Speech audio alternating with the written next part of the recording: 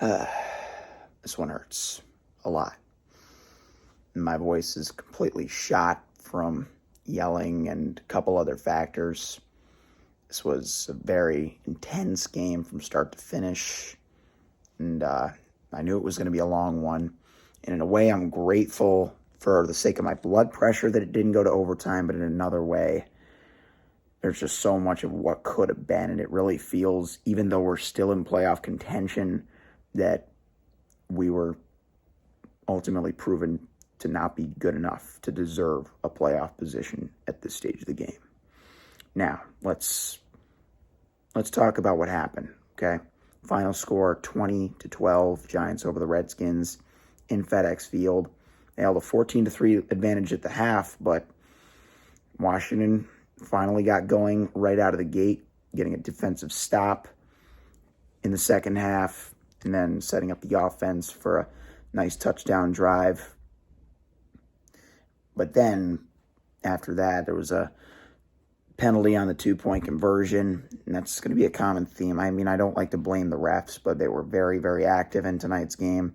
Taylor Heinicke throws a laser touchdown pass to John Dotson, who had a great night today.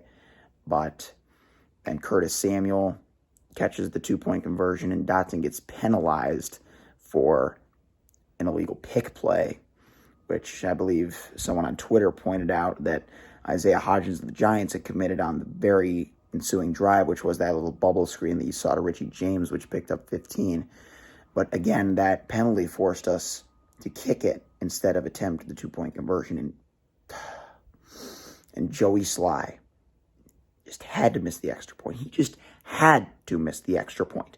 Of all times to miss an extra point, you chose the most important game of the season.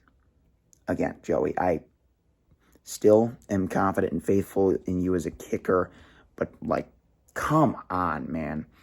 And you go back to the offense. The offensive line obviously being banged up. Wes Schweitzer having to move into the center position. Charles Leno looked like a blind squirrel out there, to be quite frank.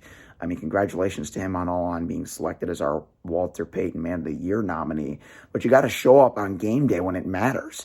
And Charles Leno, this team had 2 weeks to go over those protection schemes, which were very faulty against New York in Week 13.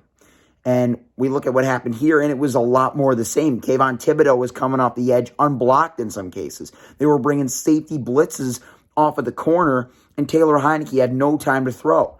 Now, he had a couple of very crucial turnovers in those fumbles and a near interception in the end zone. And yet again, an imperfect game by number 4. But he put us in position to win and go ahead a few times in this game. And again, not saying that you would have delivered us a win. See, if we needed a 2-point conversion, we would probably found a way to squander that as well. But the last drive of the game, actually, let me pause before I go there. So the penultimate drive of the game, before the second fumble by Taylor Heinicke that Brian Daboll challenged, resulting in the Giants getting the ball at the 14 and driving it all the way down, milking some clock, forcing us to have to go the length of the field. And what happened was, after that big 61-yard gainer to Dotson and then that big run by Brian Robinson to get us down near the 10, this is what did it for me. Ron Rivera decides to call a stupid jet sweep to Curtis Samuel, a play that they had run 3 times prior to that, and it literally had netted around 0 yards. And they call it again, and it gets them just 1 yard. And then they do a little dump off to Terry McLaurin on second down to make it a 3rd and goal from the 5, which, with an offense like this, with a quarterback like Taylor Heinicke, who's not particularly good in the red zone, it's a literal death sentence. You are sentencing yourselves to 3 points at most and 0 points at least, obviously. You guys get the point. Play calling. My dad, we were watching it in the basement, and he straight up said it. We were outcoached tonight, and that's just a shining example. But I'm not going to completely shy away from the officiating, because as we saw in that final drive, we got down inside the 10. Again, I was very scared once I saw us at the 10-yard line, because for me, And with our offense, that's a terrible position to be in because it is a passing situation. I would much rather be in a running situation. So let's review that final possession. First play, 1st and 10.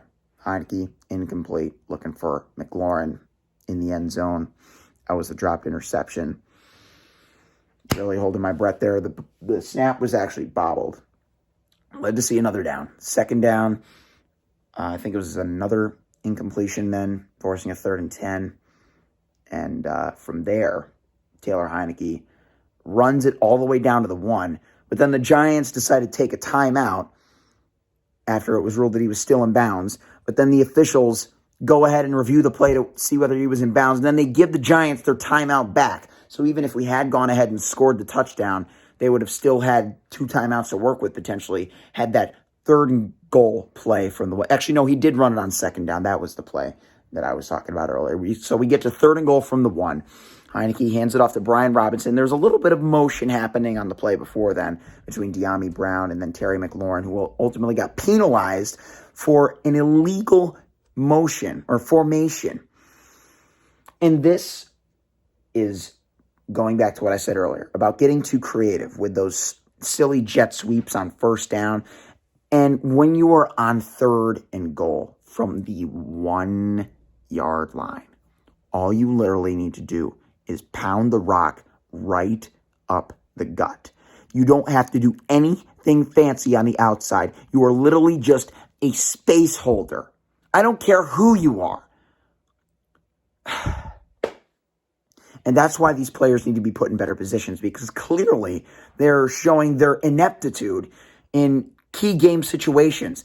And it just pisses me off that this happens against the Giants every single time we face them. But we're still not even done talking about the egregious penalties. So we get pushed back to 3rd and goal from the 5. And then another incompletion forces the issue. It's 4th and goal. Heinicke's forced to throw it away, and here's the last play of the game.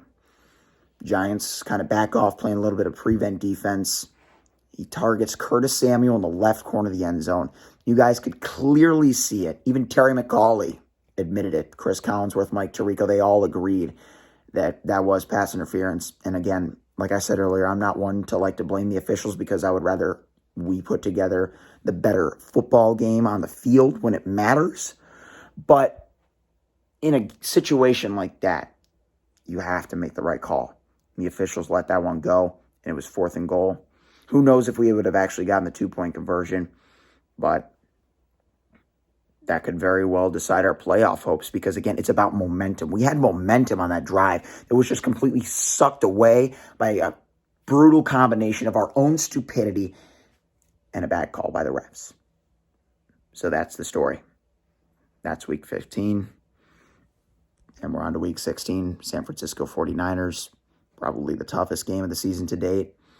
If we could beat the Eagles, well, who knows what we can do with the 49ers. But again, we're on the road. So Lord only knows what can happen at Levi's. Let me know what you guys thought of this game. Feel free to unleash your frustrations in the comment section below. Leave a like if you enjoyed this rant.